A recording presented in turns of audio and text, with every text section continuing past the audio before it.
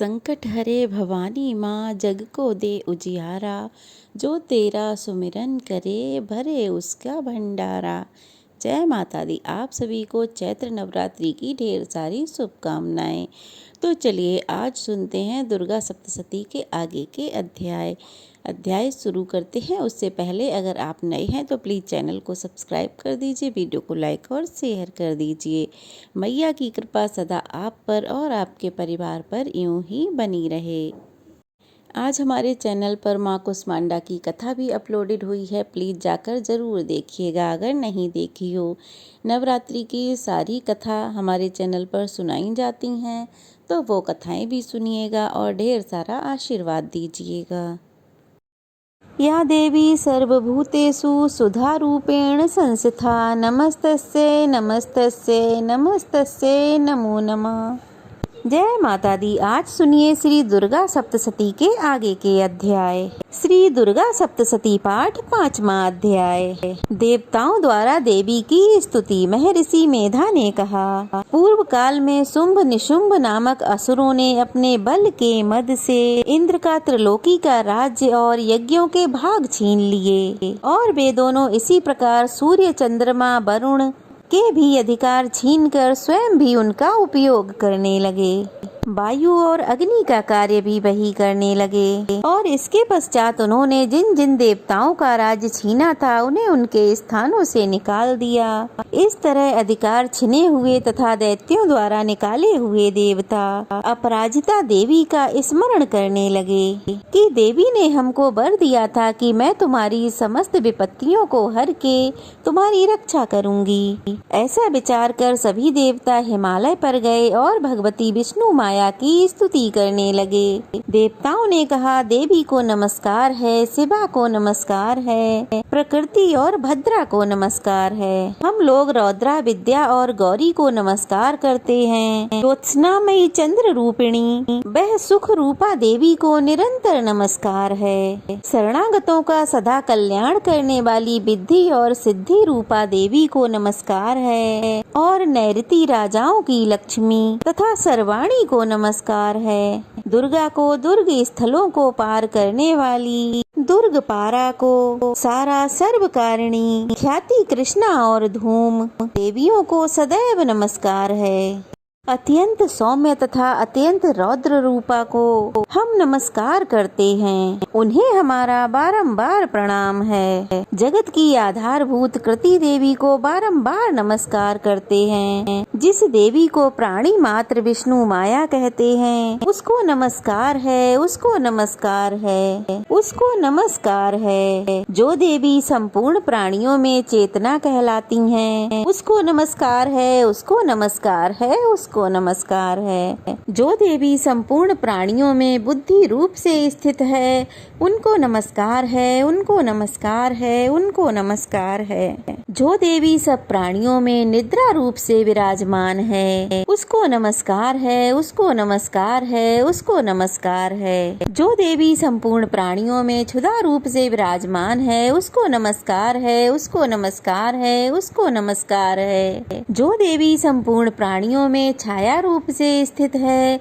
उसको नमस्कार है, उसको नमस्कार है, उसको नमस्कार है। जो देवी सब प्राणियों में शक्ति रूप से स्थित है, उसको नमस्कार है, उसको नमस्कार है, उसको नमस्कार है। जो देवी संपूर्ण प्राणियों में तृष्णा रूप से स्थित है, उनको नमस्कार है, उनको नमस्कार है, उनको नमस्कार है। जो देवी सब प्राणियों में शांति रूप से स्थित है, उसको नमस्कार है, उसको नमस्कार है। जो देवी सब प्राणियों में जाति रूप से स्थित है, जो देवी सब प्राणियों में लज्जा रूप से स्थित है, जो देवी सब प्राणियों में शक्ति रूप से स्थित है, उसको नमस्कार है, उसको नमस्कार है, उसको नमस्कार है। जो देवी संपूर्ण प्राणियों में श्रद्धा रूप से स्थित है, जो देवी संपूर्ण प्राणियों में कांति रूप से स्थित है, जो देवी सब प्राणियों में लक्ष्मी रूप से स्थित है, जो देवी संपूर्ण प्राणियों में वृत्ति रूप से स्थित है। जो देवी सब प्राणियों में स्मृति रूप से विराजमान है, उसको नमस्कार है, उसको नमस्कार है, उसको नमस्कार है। जो देवी सब प्राणियों में दया रूप से स्थित है, जो देवी सब प्राणियों में तुष्टि रूप से स्थित है, जो देवी संपूर्ण प्राणियों में मात्र रूप से स्थित है, जो देवी संपूर्ण प्राणियों में भ्रांति रूप से स्थित है, जो देवी संपूर्ण प्राणियों में नित्य व्याप्त रहती है, जो देवी चैतन्य रूप से इस संपूर्ण संसार को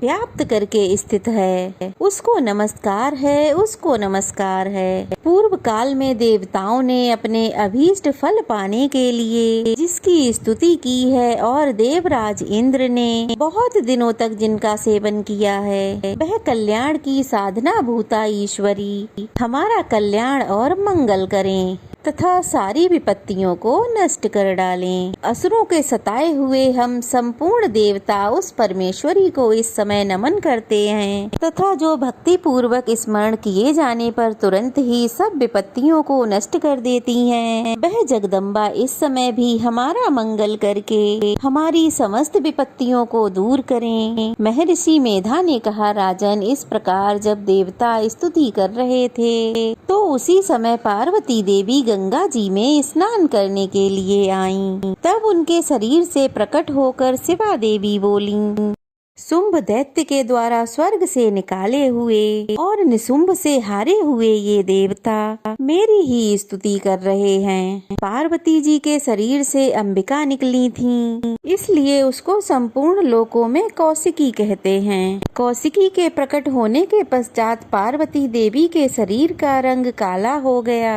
और वह हिमालय पर रहने वाली कालिका देवी के नाम से प्रसिद्ध हुई। फिर शुंभ और निशुंभ के दूत चंड मुंड वहाँ आए और उन्होंने परम मनोहर रूप वाली अंबिका देवी को वहाँ देखा। फिर वह शुंभ के पास जाकर बोले, महाराज, एक अत्यंत सुंदर स्त्री हिमालय को प्रकाशित कर रही है। वैसा रंग रूप आज तक हमने किसी स्त्री में नहीं देखा। हे असुरेश्वर, आप यह पता लगाएं कि वह कौन है और उसे ग्रहण कर लें। वह स्त्री सभी स्त्रियों में रत्न है। वह अपनी कांति से दसों दिशाओं को प्रकाशित करती हुई वहाँ पर स्थित है, इसलिए आपको उसको देखना उचित है। हे प्रभु, तीनों लोकों के हाथी, घोड़े, मणि इत्यादि जितने भी रत्न हैं, वह सब इस समय आपके घर में शोभायमान हैं। हाथियों में रत्न रूप ऐरावत हाथी और उच्च शर्वा नामक घोड़ा तो आप इंद्र से ले आए हैं। हंसों द्वारा जुता हुआ विमान जो कि ब्रह्मा जी के पास था, अब भी आपके पास है। और यह महापद्म नामक खजाना आपने कुबेर से छीना है। समुद्र ने सदा आपको खिले हुए किंजकनी फूलों की माला दी है। वरुण का कंचक की वर्षा करने वाला छत्र आपके पास है। रथों में श्रेष्ठ प्रजापति का रथ भी आपके ही पास है। ये दैत्य, मृत्यु से उत्कांता नामक शक्ति भी आपने छीन ली और वरुण का पास भी आपके भ्राता निशुंभ के पास है और समुद्र से पैदा होने वाले सभी प्रकार के रत्न आपके भ्राता निशुंभ के पास हैं। और जो अग्नि में ना जल सकें ऐसे 2 वस्त्र भी अग्निदेव ने आपको दिए हैं। इस प्रकार हे दैत्यराज, सारी रत्न रूपी संग्रह आप तो एकत्रित कर चुके हैं, तो फिर आप ये कल्याणमयी स्त्रियों में रत्न रूपी अनुपम स्त्री क्यों नहीं ग्रहण कर रहे हैं? महर्षि मेधा बोले, चंड मुंड का यह वचन सुनकर कि सुग्रीव को अपना दूत बनाकर देवी के पास भेजा जाए, पहले तो उसको समझा दिया और कहा, वहाँ जाकर तुम उसको अच्छे से समझाना और ऐसा प्रयास करना जिससे वह प्रसन्न होकर तुरंत मेरे पास चली आए। भली प्रकार समझा कर कहना, दूत सुग्रीव पर्वत के उस रमणीय स्थान में जा पहुँचा जहाँ पर वह देवी रहती थी। दूत ने कहा, हे देवी, दैत्यों का राजा शुंभ जो इस समय सब लोगों का स्वामी है, मैं उसका दूत हूँ। इस समय मैं तुम्हारे पास आया हूँ। संपूर्ण देवता उसकी आज्ञा एक स्वर से मानते हैं। अब जो कुछ भी उसने कहला भेजा है वह सुनो। उसने कहा है, इस समय संपूर्ण त्रिलोकी मेरे बस में है और संपूर्ण यज्ञों के भाग को पृथक पृथक मैं ही लेता हूँ और तीनों लोकों में जितने श्रेष्ठ रत्न हैं वह सब मेरे पास हैं। देवराज इंद्र का वाहन ऐरावत मेरे पास है, जिसे मैंने उससे छीन लिया था। उच्च सर्वा नामक घोड़ा जो क्षीर सागर मंथन करने से प्रकट हुआ था, उसे देवताओं ने मुझे समर्पित किया है। हे सुंदरी, इसके अलावा और भी जो रतन भूषण पदार्थ देवताओं के पास थे वह सब इस समय मेरे पास हैं। देवी, मैं तुम्हें संसार की स्त्रियों में रत्न मानता हूँ, क्योंकि रत्नों का उपभोग करने वाला भी मैं ही हूँ। हे चंचल कटाक्षों वाली सुंदरी, अब ये मैं तुझ पे छोड़ता हूँ कि तू मेरे या मेरे महापराक्रमी भाई निशुंभ की सेवा में आ जाए। यदि तू मुझे बरेगी तो तुझे अतुल महान ऐश्वर्य की प्राप्ति होगी। इसलिए तुम अपनी बुद्धि से यह विचार कर मेरे पास चली आओ। महर्षि मेधा ने कहा, दूत के ऐसा कहने पर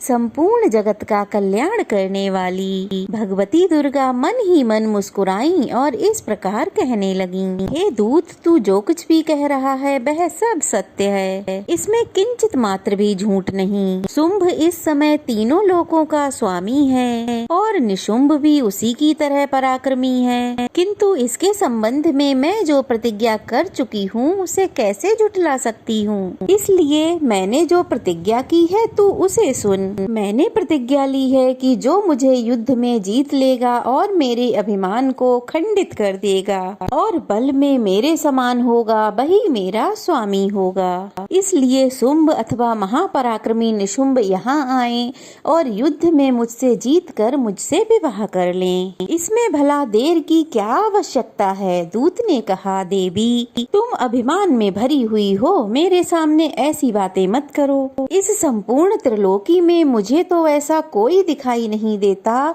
जो शुंभ और निशुंभ के सामने ठहर सके। हे देवी, जब अन्य देवताओं में से कोई भी युद्ध में शुंभ और निशुंभ के सामने ठहर नहीं सकता, तो तुम जैसी स्त्री रणभूमि में उसके सामने ठहर सकेगी। जिन निशुंभ आदि असुरों के सामने इंद्र आदि देवता भी नहीं ठहर सके, तो फिर तुम अकेली स्त्री उसके सामने कैसे ठहर सकोगी। इसलिए तुम मेरा कहना मानकर उनके पास चली जाओ, नहीं तो वे तुम्हें केस पकड़कर घसीटते हुए ले जाएंगे तो तुम्हारा गौरव नष्ट हो जाएगा। इसलिए मेरी बात मान लो। दूत, तुमने जो कुछ भी कहा वो सब ठीक है। शुंभ और निशुंभ बड़े बलवान हैं, लेकिन मैं भी क्या कर सकती हूँ, क्योंकि मैं तो बिना विचारे प्रतिज्ञा कर चुकी हूँ। इसलिए तुम जाओ और मैंने जो कुछ भी कहा है वह सब आदर पूर्वक असुरेंद्र से कह दो। इसके बाद वह जैसा उचित समझे वैसा करें। श्री दुर्गा सप्तशती पाठ, छठा अध्याय, धूम्रलोचन वध। महर्षि मेधा बोले, देवी की बात सुनकर दूत क्रोध में भरा हुआ वहाँ से असुरेंद्र के पास जा पहुँचा और सारा वृतांत उसे कह सुनाया। दूत की बात सुनकर असुरेंद्र के क्रोध का पाराबार नहीं रहा और उसने अपने सेनापति धूम्रलोचन से कहा, धूम्रलोचन, तुम अपनी सेना सहित शीघ्र वहां जाओ और उस दुष्टा के केसों को पकड़कर घसीटते हुए उसे यहाँ लेकर आओ। अगर उसकी रक्षा के लिए कोई दूसरा खड़ा हो, चाहे वह देवता, यक्ष, गंधर्व ही क्यों ना हो, उसे तुम अवश्य ही मार डालना। महर्षि मेधा ने कहा, शुंभ के इस प्रकार आज्ञा देने पर धूम्रलोचन 60,000 राक्षसों की सेना साथ लेकर वहां पहुंचा और देवी को ललकार कर कहने लगा, अरे तू अभी शुंभ और निशुंभ के पास चल। अगर तू प्रसन्नता पूर्वक मेरे साथ नहीं चलेगी तो मैं अभी तेरे केसों को पकड़कर घसीटते हुए ले चलूंगा। देवी बोली, असुरेंद्र का भेजा हुआ तेरे जैसा बलवान यदि बलपूर्वक मुझे ले जाएगा तो ऐसी दशा में मैं तुम्हारा कर भी क्या सकती हूँ। महर्षि मेधा ने कहा, ऐसा कहने पर धूम्रलोचन उसकी ओर लपका, किंतु देवी ने उसे अपनी हुंकार मात्र से ही भस्म कर डाला। यह देखकर असुर सेना क्रुद्ध होकर देवी की ओर बढ़ी, परंतु अंबिका ने उन पर तीखे बाणों, शक्तियों तथा फरसों की की वर्षा आरंभ कर दी। इतने में देवी का वाहन भी अपनी ग्रीवा के बालों को झटकता हुआ और बड़ा भारी शब्द करता हुआ असुर सेना में कूद पड़ा। उसने कई असुर अपने पंजों से, कई असुर अपने जबड़ों से और कईयों को तो धरती पर पटक कर अपनी दाढ़ों से घायल करके मार डाला। उसने कई असुरों के अपने नखों से पेट फाड़ डाले और कई असुरों का तो केवल थप्पड़ मारकर सिर ही धड़ से अलग कर दिया। कई असुरों की भुजाएं और सिर तोड़ डाले और गर्दन के बालों को हिलाते हुए उसने कई असुरों को पकड़कर उनके पेट फाड़कर उनका रक्त पी डाला। इस प्रकार देवी के उस महाबलवान सिंह ने क्षण भर में ही असुर सेना को खत्म कर दिया। शुंभ ने जब यह सुना देवी ने धूम्रलोचन असुर को मार डाला है और उसके सिंह ने सारी सेना का संहार कर डाला है, तब उसे बड़ा क्रोध आया। मारे क्रोध के उसके होंठ फड़कने लगे। उसने चंड तथा मुंड नामक महाअसुरों को आज्ञा दी, हे चंड और मुंड, तुम अपने साथ एक बड़ी सेना लेकर वहां जाओ और उस देवी के बाल पकड़कर उसे बांध कर यहाँ ले आओ। अगर उसको यहाँ लाने में किसी प्रकार का संदेह हो तो अपनी सेना सहित उससे लड़ते हुए उसे मार डालो और जब वह दुष्टा और उसका सिंह दोनों मारे जाएं, तब भी उनको बांध कर यहाँ ले आना। श्री दुर्गा सप्तशती पाठ 7वां अध्याय। चंड और मुंड का वध। महर्षि मेधा ने कहा, दैत्यराज की आज्ञा पाकर चंड और मुंड चतुरंगिनी सेना को साथ लेकर हथियार उठाए हुए देवी से लड़ने के लिए चल दिए। हिमालय पर्वत पर पहुंचकर उन्होंने देवी को मुस्कुराते हुए देखा, जो सिंह पर बैठी हुई थीं। जब असुर उनको पकड़ने के लिए तलवार लेकर उनकी ओर बढ़े, तब अंबिका को उन पर बड़ा क्रोध आया और मारे क्रोध के उनका मुख काला पड़ गया। उनकी भ्रुकुटियां चढ़ गईं तथा उनके ललाट में से अत्यंत भयंकर, अत्यंत विस्मित और विकराल आंखों वाली काली प्रकट हुईं, जो कि अपने हाथों में तलवार और पास लिए हुए थीं। वह विचित्र खड्ग धारण किए हुए थीं तथा चीते की चर्म, साड़ी तथा नरमुंडों की माला पहने हुए थीं। उसका मांस सूखा हुआ था और शरीर केवल हड्डियों का ढांचा था और जो भयंकर शब्द से दिशाओं को पूर्ण कर रही थीं, वह असुर सेना पर टूट पड़ी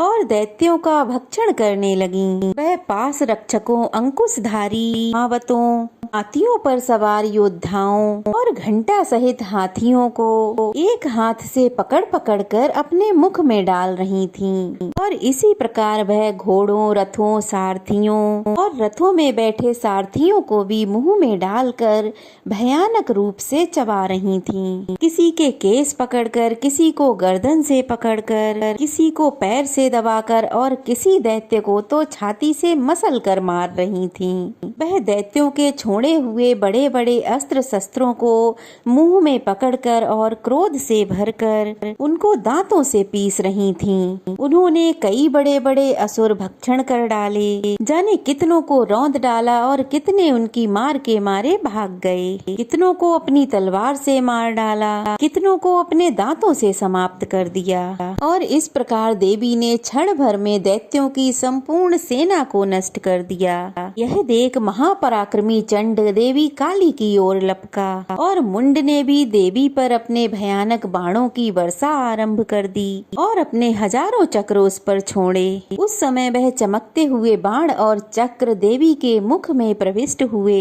इस प्रकार दिख रहे थे मानो बहुत से सूर्य मेघों की घटा में प्रविष्ट हुए हों। इसके बाद भयंकर शब्द के साथ काली ने अत्यंत जोश में भरकर अट्टहास किया। उसका भयंकर मुख देखा नहीं जाता था। उसके मुख में श्वेत दांतों की पंक्ति चमक रही थी। फिर उसने तलवार हाथ में लेकर हुंकार करते हुए चंड के ऊपर प्रहार कर दिया। उसके केस पकड़कर उसका सिर काटकर अलग कर दिया। चंड को मरा हुआ देखकर मुंड देवी की ओर लपका, परंतु देवी ने क्रोध में भरकर उसे भी अपनी तलवार से यमलोक पहुंचा दिया। चंड और मुंड को मरा हुआ देखकर उसकी बाकी बची हुई सेना वहां से भाग खड़ी हुई। इसके बाद काली चंड और मुंड के कटे हुए सिरों को लेकर चंडिका के पास गईं और प्रचंड अट्टहास के साथ कहने लगीं, हे देवी, चंड और मुंड दो महादैत्यों को मारकर मैंने तुम्हारी भेंट कर दिया है। अब शुंभ और निशुंभ का तुमको स्वयं ही वध करना है। महर्षि मेधा ने कहा, वहां लाए हुए चंड और मुंड के सिरों को देखकर कल्याणमयी चंडी ने काली से मधुर वाणी में कहा, हे देवी, तुम क्योंकि चंड और मुंड को मेरे पास लेकर आई हो, इसलिए इस संसार में चामुंडा के नाम से तुम्हारी ख्याति होगी। श्री दुर्गा सप्तशती पाठ 8वां अध्याय रक्त बीज वध। महर्षि मेधा ने कहा, चंड और मुंड नाम के असुरों के मारे जाने से और बहुत सी सेना के नष्ट हो जाने से असुरों के राजा प्रतापी शुंभ ने क्रोध युक्त होकर अपनी संपूर्ण सेना को युद्ध के लिए तैयार होने की आज्ञा दी। इसने कहा, अब उदायुद्ध नामक 86 सेनापति अपनी अपनी सेनाओं के साथ युद्ध के लिए जाएं और कंबू नामक 84 सेनापति भी युद्ध के लिए जाएं। कोटि वीर्य नामक 50 सेनापति और धौम्रकुल नाम के 100 सेनापति भी युद्ध के लिए जाएं। कालक, द्वहर्त, मौर्य और कालिके ये दैत्य भी मेरी आज्ञा से युद्ध के लिए जाएं। भयानक शासन करने वाला असुरों का स्वामी शुंभ इस प्रकार आज्ञा देकर बड़ी सेना के साथ युद्ध करने के लिए चला।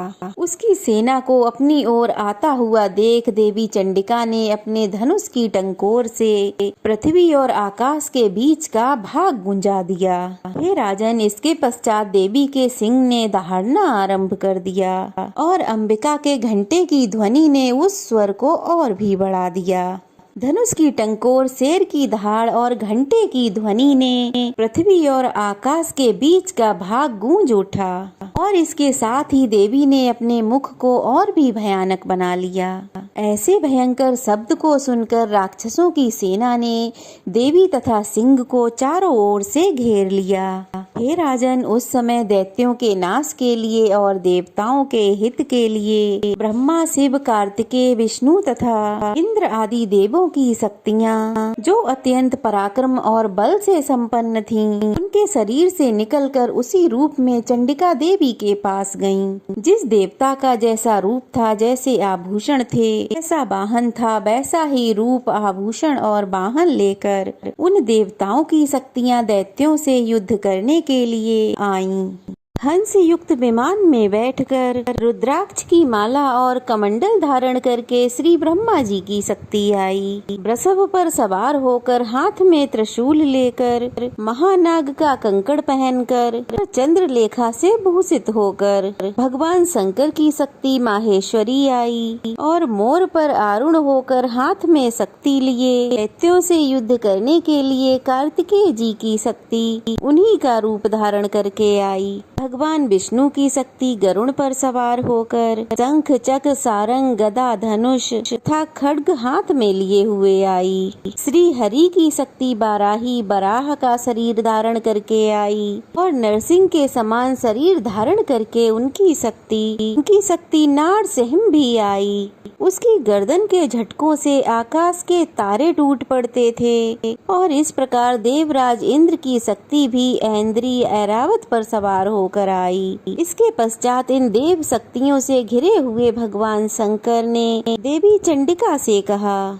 देवी, मेरी प्रसन्नता के लिए तुम शीघ्र ही इन असुरों को मारो। इसके पश्चात देवी के शरीर में से अत्यंत उग्र रूप वाली और सैकड़ों गीदड़ियों के समान आवाज करने वाली चंडिका शक्ति प्रकट हुई और उस अपराजिता देवी ने तब धूमिल जटा वाले भगवान शंकर जी से कहा, हे प्रभु, आप मेरी ओर से दूत बनकर शुंभ और निशुंभ के पास जाइए और उन अत्यंत गर्वीले दैत्यों से कहिए तथा उनके अलावा और जो भी दैत्य वहाँ युद्ध करने के लिए उपस्थित हों, उनसे भी कहिए, जो तुम्हें अपने जीवित रहने की इच्छा हो तो त्रिलोकी का राज्य इंद्र को दे दो। देवताओं को उनका यज्ञ भाग मिलना आरंभ हो जाए और तुम पाताल को लौट जाओ। किंतु अगर बल के गर्भ से तुम्हारी लड़ने की इच्छा है तो फिर आ जाओ। तुम्हारे मांस से मेरी योगिनियां तृप्त होंगी। क्योंकि उस देवी ने भगवान शंकर को दूत के रूप में नियुक्त किया था, इसलिए वह संसार में शिवदूती के नाम से विख्यात हुई। भगवान शंकर से देवी का संदेश पाकर उन दैत्यों के क्रोध का कोई आर पार नहीं रहा और वह जिस स्थान पर देवी विराजमान थी वहां पर पहुंच गए। जाते के साथ ही उस पर बाणों और शक्तियों की वर्षा करने लगे। देवी ने उनके फेंके हुए बाणों, फरसों, त्रिशूल, शक्तियों सबको अपने बाणों से काट डाला और काली देवी उस देवी के साथ आगे खड़ी होकर शत्रुओं को त्रिशूल से विदीर्ण करने लगी तथा खड्ग वाहन से वो चलने लगी। ब्रह्माणी जिस तरफ दौड़ती थी उसी तरफ अपने कमंडलू का जल छिड़क कर दैत्यों के वीर्य और बल को नष्ट कर देती थीं और इसी प्रकार माहेश्वरी त्रिशूल से, वैष्णवी चक्र से और अत्यंत कोप वाली कौमारी शक्ति द्वारा असुरों को मार रही थीं और ऐन्द्रिय के बाजू के प्रभाव से सैकड़ों दैत्य रक्त की नदियां बहाते हुए पृथ्वी पर सो गए। बाराही ने कितने ही राक्षसों को अपनी थूथन द्वारा मृत्यु के घाट उतार दिया। दाढ़ों के अग्रभाग से कितने ही राक्षसों की छाती को चीर डाला और चक्र की चोट से कितनों को विदीर्ण करके धरती पर डाल दिया। बड़े बड़े राक्षसों को नारसिंगी अपने नखों से विदीर्ण करके भक्षण कर रही थीं और सहनाद से चारों दिशाओं को गुंजाती हुई रणभूमि में विचर रही थीं। शिवदूती के प्रचंड अट्टहास से कितने ही दैत्य भयभीत होकर पृथ्वी पर गिर पड़े और उनके गिरते ही वह उनको भक्षण कर गईं। इस तरह क्रोध में भरे हुए मात्र गणों द्वारा नाना प्रकार के उपायों से बड़े बड़े असुरों को मरते देखकर राक्षसी सेना भाग खड़ी हुई और उनको इस प्रकार भागता हुआ देखकर रक्त बीज नामक महापराक्रमी राक्षस क्रोध में भरकर फिर युद्ध के लिए आगे बढ़ा। उसके शरीर से रक्त की बूंदें जैसे ही पृथ्वी पर गिरती, तुरंत उसके जैसा ही शरीर वाला बलवान दैत्य पृथ्वी से उत्पन्न हो जाता। रक्त बीज हाथ में गदा लेकर ऐन्द्रिय के साथ युद्ध करने लगा। जब ऐन्द्रिय शक्ति ने अपने वज्र से उसको मारा तो घायल होने के कारण उसके शरीर से बहुत सा रक्त बहने लगा और उसकी प्रत्येक बूंद से उसके ही समान बलवान तथा महापराक्रमी दैत्य भयंकर रूप से वहां प्रकट हो गए। वे सब के सब दैत्य रक्त बीज के समान बलवान तेज वाले थे। वे भी भयंकर अस्त्र शस्त्र लेकर देवियों के साथ युद्ध करने लगे। जब ऐन्द्रिय के वज्र प्रहार से उसके मस्तक पर चोट लगी और रक्त बहने लगा तो उसमें से हजारों ही दैत्य पुरुष उत्पन्न हो गए। वैष्णवी ने चक्र से और ऐन्द्रिय ने गदा से रक्त बीज को चोट पहुंचाई और फिर वैष्णवी के चक्र से घायल होकर उसके शरीर से जो रक्त बहा उससे भी हजारों महाअसुर उत्पन्न हो गए, जिनके द्वारा यह संपूर्ण जगत व्याप्त हो गया। कौमारी ने शक्ति से, बाराही ने खड्ग से और माहेश्वरी ने त्रिशूल से उसको घायल कर दिया। इस प्रकार क्रोध में भरकर उस महादैत्य ने सभी मात्र शक्तियों पर पृथक पृथक गदा से प्रहार किया और माताओं ने शक्ति तथा शूल से उसको जो बार बार घायल किया उससे सैकड़ों महादैत्य उत्पन्न हो गए और इस प्रकार उस रक्त बीज के रक्त से उत्पन्न हुए असुरों के से संपूर्ण जगत व्याप्त हो गया, जिससे देवताओं को बड़ा भय हुआ। देवताओं को भयभीत देखकर चंडिका ने काली से कहा, हे चामुंडे, अब अपने मुख को बड़ा करो और मेरे शत्रुघात से उत्पन्न रक्त बिंदुओं को तथा उससे उत्पन्न हुए महाविकराल दैत्यों को अपने इस मुख से भक्षण करती जाओ। इस प्रकार रक्त बिंदुओं से उत्पन्न हुए महादैत्यों को भक्षण करती हुई तुम रणभूमि में विचरना। इस प्रकार रक्त क्षीण होने पर यह दैत्य नष्ट हो जाएगा। तुम्हारे भक्षण करने के कारण अन्य दैत्य भी उत्पन्न नहीं होंगे। काली से ऐसा कहकर चंडिका देवी ने अपने त्रिशूल से रक्त बीज पर प्रहार कर दिया और उधर काली देवी ने अपने मुख में उसका रक्त ले लिया। तब उसने गदा से चंडिका पर प्रहार किया। प्रहार से चंडिका को तनिक भी कष्ट नहीं हुआ, परंतु रक्त बीज के शरीर से बहुत सारा रक्त बहने लगा। लेकिन उसके गिरने के साथ ही काली देवी ने उसको अपने मुख में ले लिया। काली के मुख में उस रक्त से जो असुर उत्पन्न हुए उनको उसने तत्काल ही भक्षण कर लिया और रक्त को पीती गई। फिर देवी ने रक्त बीज को, जिसका की रक्त काली ने पिया था, चंडिका ने उस दैत्य को वज्र, बाण, खड्ग तथा रिष्टि इत्यादि से मार डाला। हे राजन, अनेक प्रकार के शस्त्रों से मारा हुआ, खून से वंचित वह महादैत्य अब पृथ्वी पर गिर पड़ा। हे राजन, उसके गिरने से देवता अत्यंत प्रसन्न हुए और माताएं उन असुरों का रक्त पीने के बाद प्रसन्न होकर नृत्य करने लगीं। जय माता दी। उम्मीद है वीडियो पसंद आई होगी। इससे आगे का अध्याय सुनने के लिए अगली वीडियो का इंतजार जरूर कीजिएगा। चलिए फिर मिलते हैं, तब तक के लिए जय माता दी।